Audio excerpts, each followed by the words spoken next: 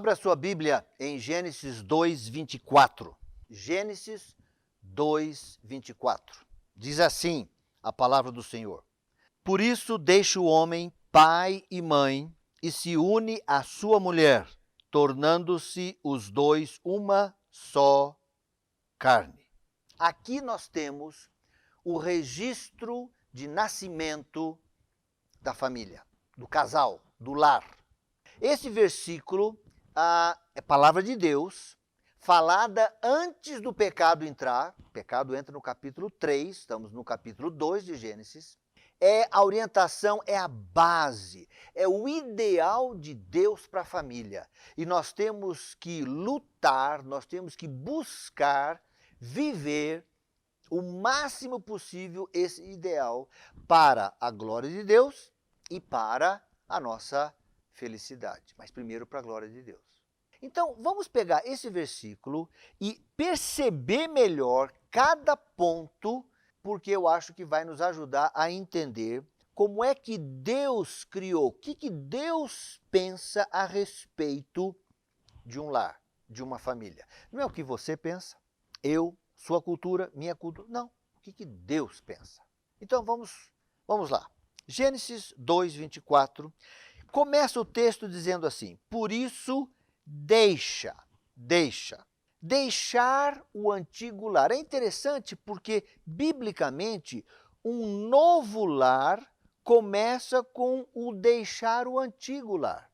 Então, meus queridos, o casal, o rapaz, a moça, deixam geograficamente, deixa economicamente, deixa emocionalmente, deixa em termos de autoridade. Agora, eles vão deixar a antiga família para formar um novo núcleo familiar. Claro que continua tendo relacionamento com os seus pais, com os seus tios, com os seus irmãos, continuam a honrar pais e os mais velhos, mas agora existe um novo núcleo. E esse novo núcleo, esse casal, deixa por um amor maior, então eles vão formar um novo núcleo. Queridos, cada família só pode ter um cabeça.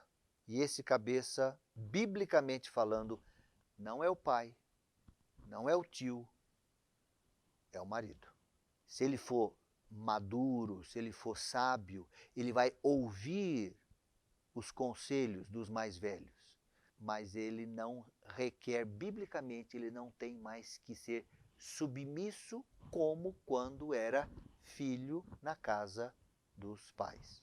Agora, muitas vezes os jovens querem a autoridade de ser um novo casal e quero mandar na minha vida, mas não quer ter a responsabilidade de manutenção e quer o dinheiro, o favor do pai, da mãe.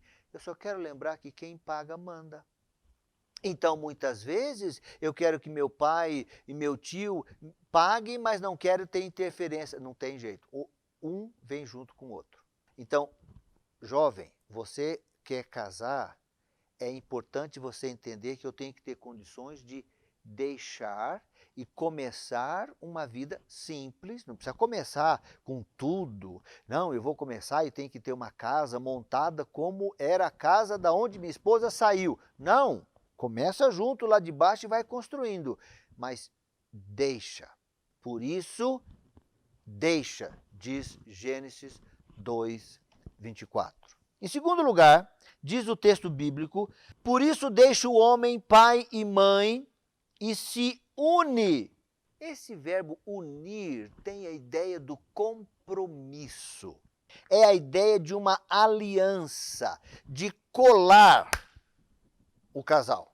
Colar para sempre. É uma ideia de muita seriedade, viu, irmãos? Muito sério isso. Não é uma coisa de qualquer maneira. Tem que pensar muito, orar, os dois juntos e vão ter um compromisso. E aqui é que vem o elemento civil, pois esse compromisso ele é feito diante do Senhor Deus e também das pessoas, da sua comunidade. Então, esse é o elemento, essa aliança, ela é pública, ela é diante do Senhor, para Deus, mas também diante dos homens. E quando eu estou a dizer que eu vou me comprometer com essa esposa e a esposa vai se comprometer comigo, com o marido, essa aliança, ela vai funcionar, ela vai acontecer quando tiver tudo bem e quando não tiver tudo bem. Porque às vezes tem momentos no casamento que muitas vezes nós vamos ter vontade de falar, eu vou largar tudo. Não. Eu uni. É como você colar, já tentou colar? Pega aquela cola branca e cola 2 papéis, 2 folhas de papel assim, 2 A4, cola, deixa secar, depois tenta descolar, vai rasgar as 2 folhas. Às vezes, quando os seres humanos tentam separar o que nunca devia ter sido separado, rasga as vidas das pessoas. Então, se une para sempre. Continuando o versículo, diz assim, e se une à sua mulher. É a ideia de fidelidade. Queridos, quando eu digo sim para essa mulher, quando eu digo sim para esse homem, eu estou a dizer não para todas as outras, para todos os outros. Deus, ao criar o lar, pressupõe um grau de fidelidade. Esta é a sua, as outras não são suas, os outros não são seus. Então pressupõe fidelidade. Então nós temos aqui um casal que a fidelidade coloca a esposa, o marido, o cônjuge como a prioridade, pressupõe exclusividade. Então pensa bem. Quando Deus criou o casamento, ele pensou então em um amor a ponto de deixar seu antigo lar, ele pensou num compromisso, numa aliança e em fidelidade, exclusividade. Mas o versículo continua e diz assim, se une à sua esposa ou à sua mulher. E é interessante, você notou aí que se une a, não diz as. A, artigo definido singular, não é plural. Então, no ideal de Deus, queridos, é um homem para uma mulher para um homem. Sim, nós temos muitos exemplos de várias esposas para um homem no Antigo Testamento e sempre deu errado, né, irmãos? O alvo, o plano original de Deus, lá no registro de nascimento do casamento, o ideal é um homem para uma mulher. O ideal de Deus é monogamia e não poligamia. Esse é o ideal de Deus, onde nós temos um cônjuge para um outro cônjuge. O texto continua dizendo assim, por isso deixa o homem pai e mãe e se une à sua mulher, se une à sua esposa.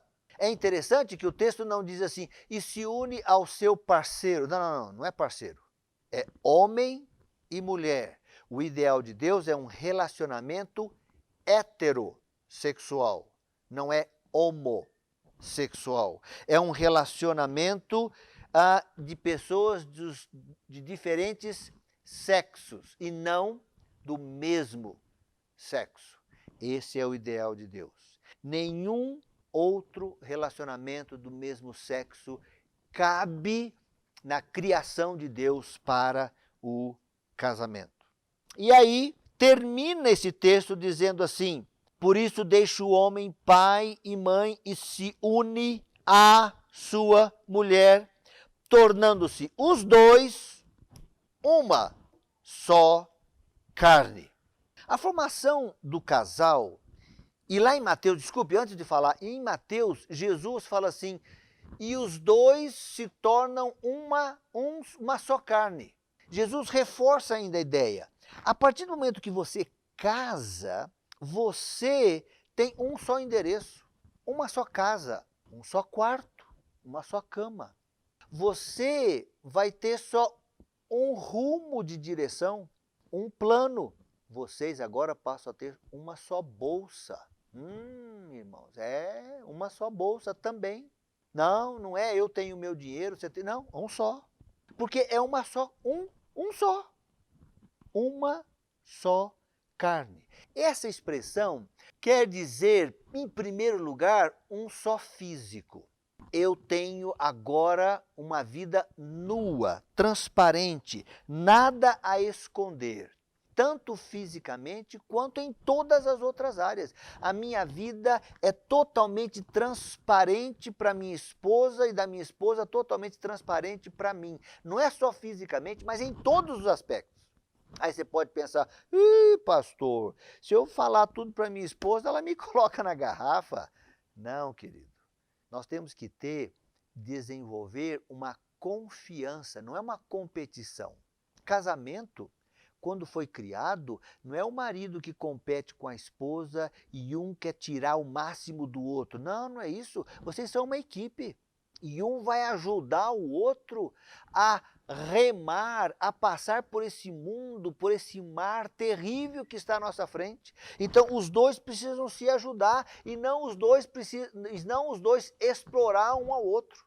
Então, quando o Senhor diz uma só carne, é uma só vida, sem segredos, sem esconder, transparência total, uma só. Uma só. Aqui está o registro de nascimento do casamento.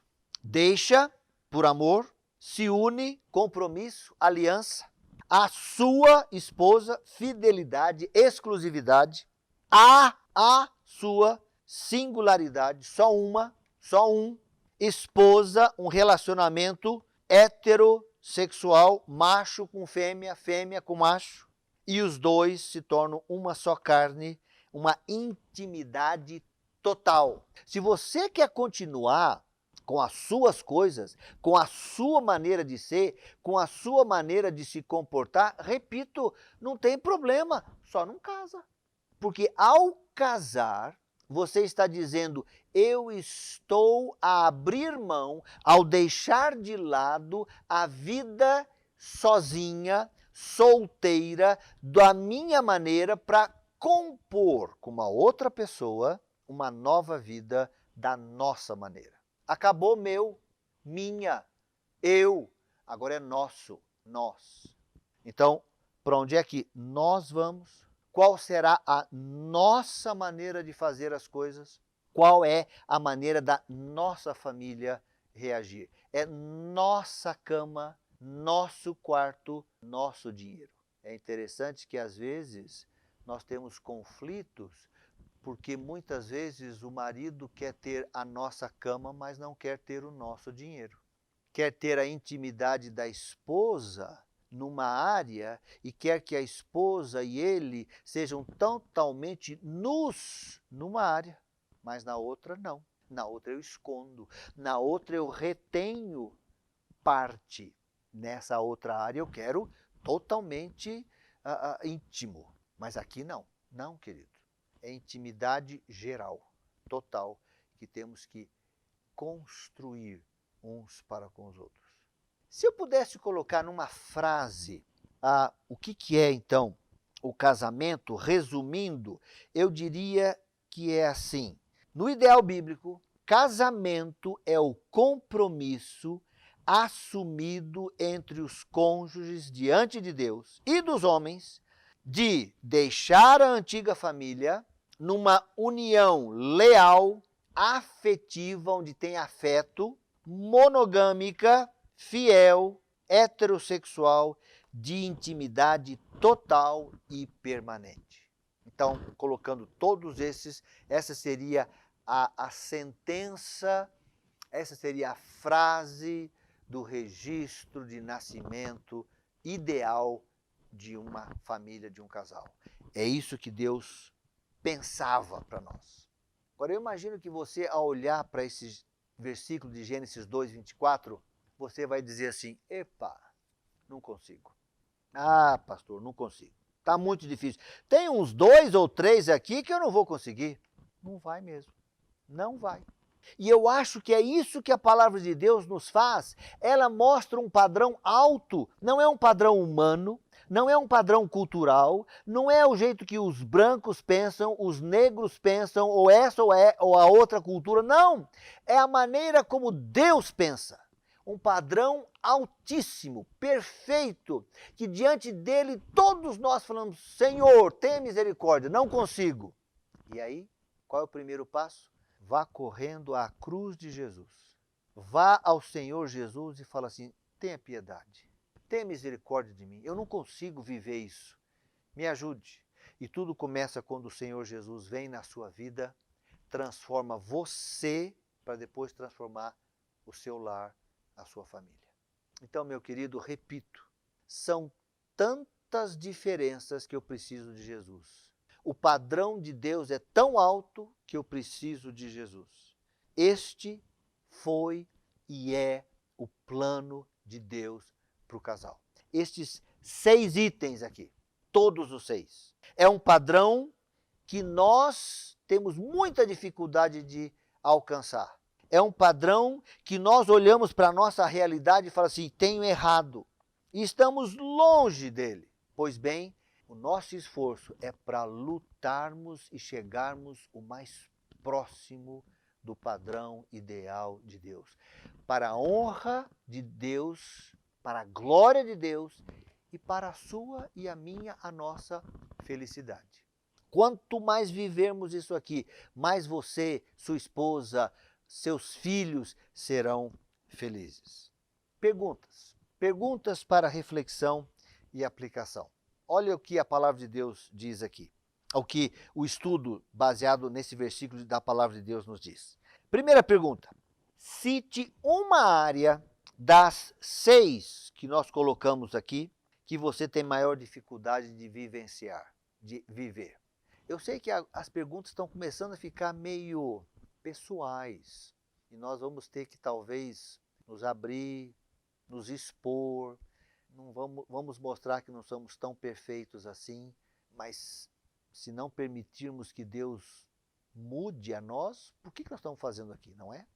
Deixe o Espírito Santo tocar no seu coração, não tenha medo de mostrar suas falhas, pelo contrário, é o primeiro passo para a mudança.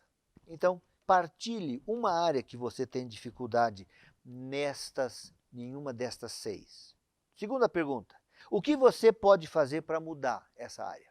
O que você pode fazer para corrigir o que você está a viver para chegar mais perto do padrão de Deus? E terceira pergunta.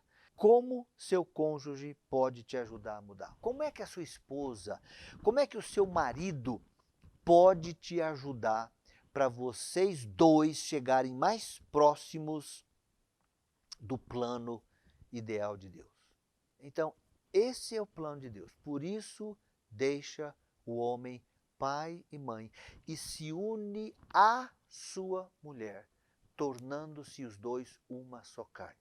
Como acrescentou Jesus, os dois já não são mais dois, porém uma só carne, uma só vida, um só rumo, 2 em 1.